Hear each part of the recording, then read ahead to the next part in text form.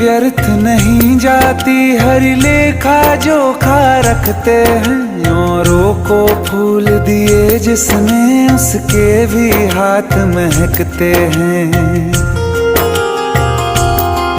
कोई दीप मिले तो बाती बन, तू भी तो किसी का साथी बन। मन को मान सरोवर कर ले तो ही मोती पाएगा। पता नहीं किस रूप में आकर नारायण मिल जाएगा।